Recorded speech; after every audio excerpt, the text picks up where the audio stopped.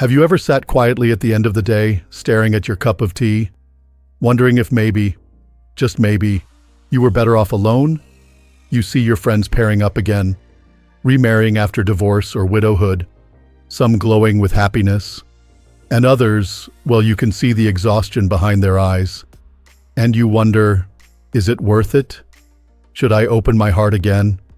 Should I risk my peace? If those thoughts have ever crossed your mind, I want you to know, you're not alone. At this stage in life, you've earned your peace, your wisdom, and most importantly, the right to never settle again. But sometimes, even the most seasoned among us can miss the signs, especially when a man seems charming, attentive, and says all the right things. Today, I want to talk to you, not as a therapist or a coach, but as someone who's seen too many smart, kind, loving women walk straight into emotional storms they never saw coming. Because the truth is, there are some men you should never, ever remarry. No matter how lonely you feel, no matter how much he says he's changed, and no matter how convincing the act is. This isn't about scaring you. It's about protecting you. About giving you the clarity and strength to recognize the red flags early. Before your bank account is empty, your spirit is broken, and your golden years are filled with more stress than joy. So let me start by asking you a simple question. Have you ever met a man who just moves too fast? It starts with overwhelming attention. The constant texts, the sweet compliments, the promises of forever by your third dinner. At first, it feels like a dream. He makes you feel seen, special, alive again. But inside that rush, there's a dangerous pattern. That's not romance. That's called love bombing. Love bombing is when a man tries to win you over too quickly with affection, gifts, and over-the-top gestures. It's not genuine love. It's a control tactic. Because once he has you emotionally hooked, the mask often slips. The very attention that made you feel adored turns into possessiveness. He starts getting irritated when you take too long to reply. He wants to know where you are, who you're with, and why you didn't answer the phone after dinner. And just like that, you're no longer the queen of your calm little kingdom. You're walking on eggshells, wondering if saying no to a second glass of wine will spark another sulky silence. Here's the thing, after 60, you don't need chaos. You don't need highs and lows like you're living in a soap opera. You need calm, stability, respect. When a man rushes intimacy, what he's really doing is bypassing the time it takes for true character to reveal itself.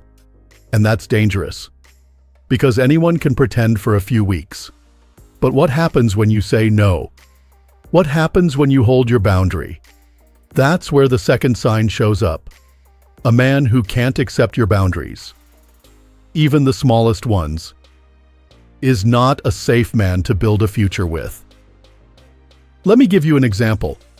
You tell him you're going to spend Sunday with your daughter and grandkids.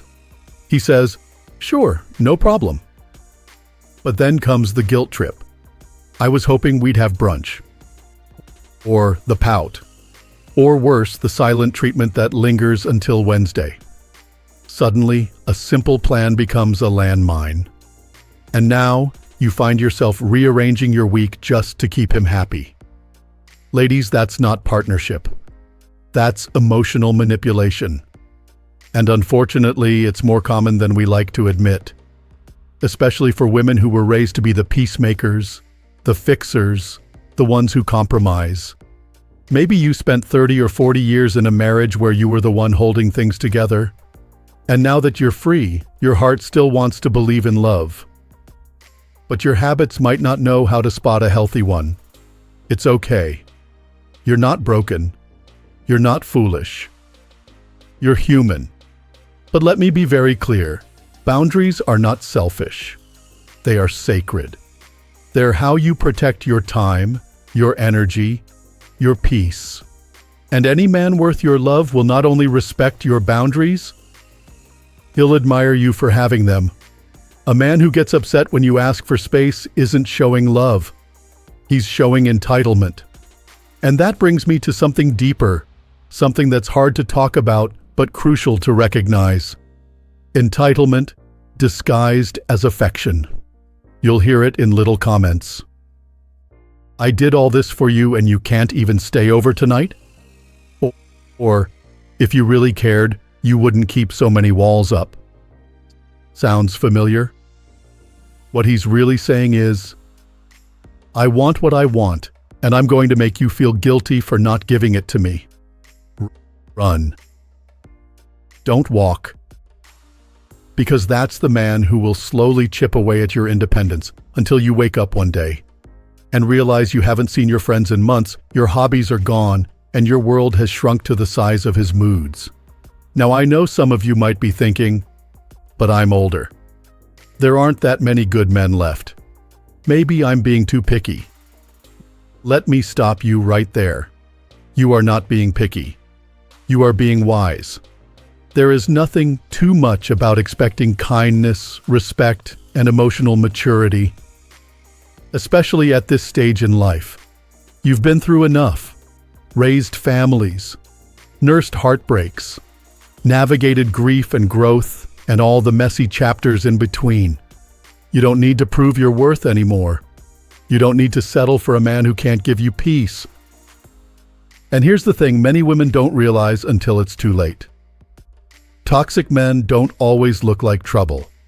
Sometimes they're soft-spoken, generous, charming.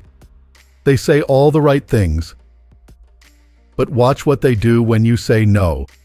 Watch how they react when you express a need or assert your schedule or simply say, not tonight. That's where the truth lives.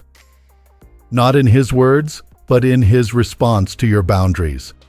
And if he punishes you, even subtly, that's your sign. It doesn't matter if he's been through a rough divorce or if he's lonely or if he says, you're the only one who gets me. You are not a rehab center for emotionally unavailable men. You are not here to mother another adult. You are here to live fully.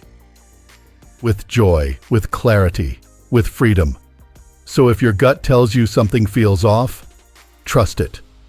You've lived long enough to know that intuition isn't fantasy. It's wisdom. It's every lesson your younger self had to learn the hard way, now whispering to you, don't go down that road again. And if that whisper grows louder, don't ignore it. Because when you remarry a man who is possessive, boundary-breaking, or guilt-inducing, you're not entering a relationship. You're entering a cage. And your peace, your precious, hard-earned peace, will be the price. You see, the trouble doesn't usually show up all at once. It creeps in slowly. At first, you're flattered by how much he wants to be around you. He calls every morning, checks in throughout the day, wants to know what you had for lunch, whether you've taken your vitamins, and how you're sleeping. It seems sweet until it starts to feel like surveillance. Like every detail of your day is no longer your own. And that's the next red flag. Control disguised as care. This kind of man doesn't bark orders. He makes suggestions. He worries about you. He just wants to make sure you're okay. But when you say, I'd like to visit my friend in Florida for a few weeks, he tenses up.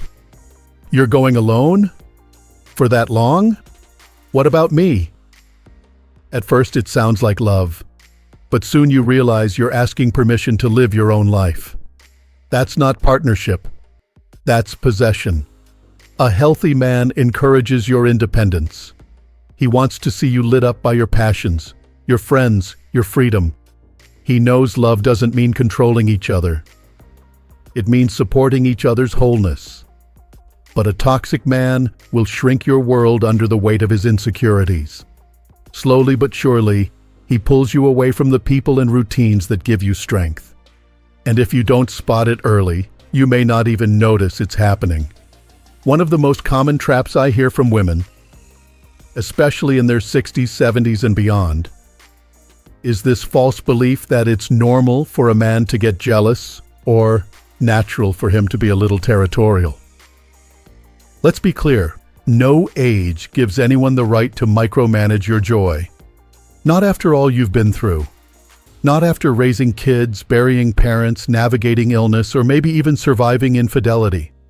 You've earned the right to peace, not permission slips.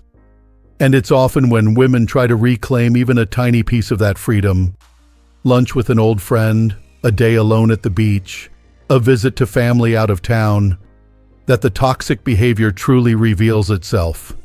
He'll accuse you of being distant. He'll say, "Ever since you went on that trip, you've changed."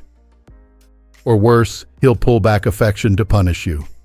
Less phone calls, shorter texts, maybe even a little emotional ice storm just to teach you a lesson. And if you're not careful, you'll find yourself apologizing for doing nothing wrong. So here's a question I want you to ask yourself, gently and honestly. Do I feel free in this relationship? Not do I feel needed? Or do I feel loved on some days? But truly, do I feel free? Because that's one of the most reliable signs that you're safe with someone. Freedom. The ability to make decisions, take time for yourself, speak your mind, all without fear of emotional backlash. When a man loves you well, he doesn't punish your independence. He protects it. Now let's talk about something that doesn't get talked about enough: financial control. This is one of the most overlooked but devastating signs of toxic behavior in older relationships. Maybe he's just better with money, so he insists on managing the bills. Maybe he wants to take care of everything so you don't have to worry. And at first it feels like a blessing. But gradually, you realize you don't know the passwords. You're not sure where the bank accounts are. You feel hesitant to spend money from your own retirement fund because he might question it. I can't tell you how many women I've spoken to. Smart, accomplished women who wake up one day and realize they've been financially disempowered in their own home. Sometimes it's subtle. He critiques how often you go out to lunch, raises an eyebrow when you buy something frivolous with your own money, starts to suggest a joint account even though you barely know him. And sometimes it's overt, pushing you to sell your house, move in with him, sign over things in the name of trust. Here's what I want to say loud and clear. You are not obligated to hand over your finances to anyone to prove your love. Your money is your safety net. It's your independence. It's the result of years, decades, of work, sacrifice, and survival. If a man tries to control or shame your financial choices, that's not protection. That's possession. And financial control almost always goes hand in hand with emotional control.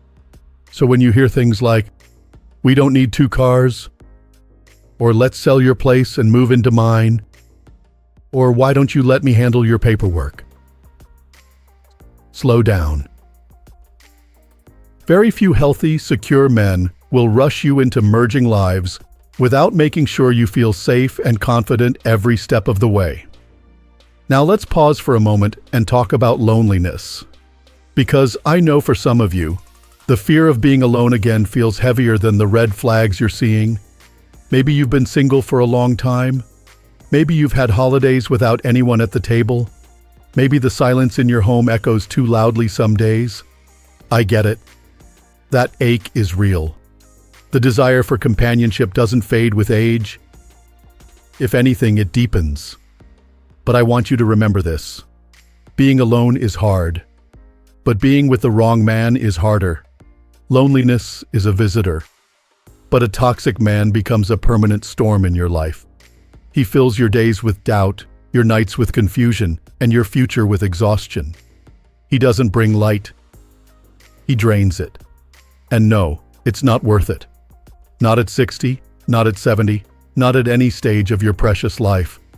Because here's what happens when you stay with a man like this too long. You start losing pieces of yourself. Your joy, your health, your sense of direction. You find yourself constantly adjusting to his moods, managing his ego, playing peacemaker in conversations that shouldn't be so hard. And slowly, you forget what it feels like to be relaxed in your own skin. A relationship should never make you feel smaller. It should make you feel more you. More grounded, more open, more alive. The right partner doesn't just bring love. He brings clarity. He calms your nervous system. He listens more than he talks. He respects when you say no, and he doesn't see your boundaries as obstacles. He sees them as doorways to deeper trust. So if a man, no matter how kind he seems, chips away at that, believe what you see, not what you hope, not what he promises, but what he does. Because people can fake a lot of things, but consistency is not one of them. You deserve a love that's steady, a relationship that's free of drama, a man who doesn't turn disagreements into guilt, who doesn't make your independence feel like a threat, and who doesn't try to control the parts of you that took a lifetime to build. And if you've already found yourself in a relationship that feels off, trust that it's never too late to choose yourself again, to step back, to say, this doesn't feel right and I'm allowed to walk away. That's not failure. That's freedom. There's a moment that happens for many women. Sometimes in the middle of the night, sometimes sitting in a quiet kitchen with a cup of coffee. It's a moment when everything slows down and the truth becomes impossible to ignore. You realize you're not smiling as much. You don't laugh like you used to. You're not sleeping well. And suddenly, you see it. This relationship that once felt like a second chance has become another form of stress. If that moment has already come for you, or if it's building in your heart, I want you to know. There is no shame in admitting you deserve better. There is only power.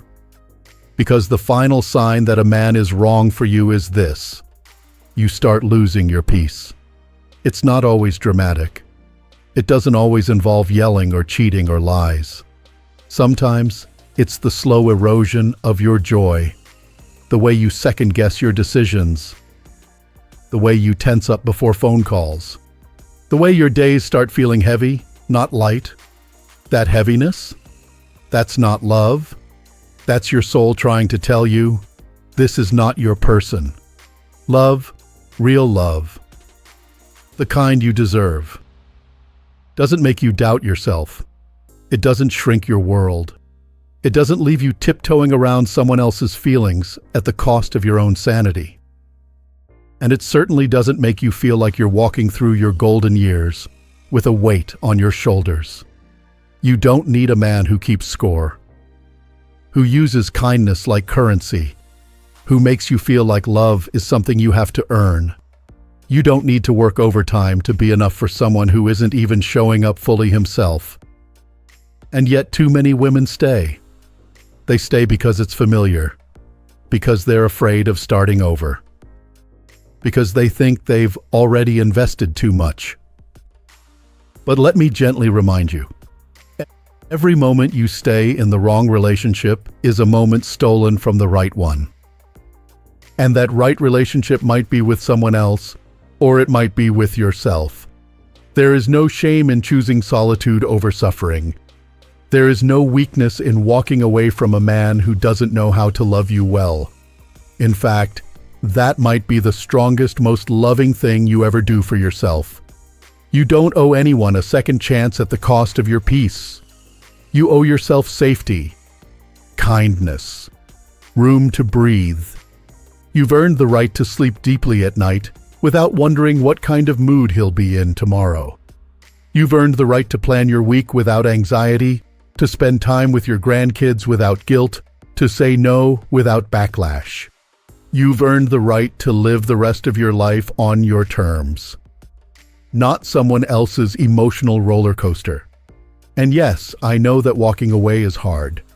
It's not just about breaking up. It's about grieving what you hoped it would be. It's about letting go of the fantasy you built in your head, the version of him that said all the right things, made you feel seen for a little while, and promised a future he never actually intended to build with you. But here's the truth. Grief is temporary. Regret is not. You can heal from heartbreak. You cannot get back time lost in the wrong relationship. So if you've been waiting for a sign, if you've been looking for permission, let this be it. You are not too old to start again. You are not too far in to walk away. You are not asking for too much. You are asking the wrong man. And when you let him go, when you really let him go, something beautiful happens. You start remembering who you were before all the adjusting, all the explaining, all the shrinking. You start reclaiming your voice, your hobbies, your joy. You realize how good it feels to wake up in a quiet house where peace greets you at the door. You might even find, as many women do, that being single is not lonely.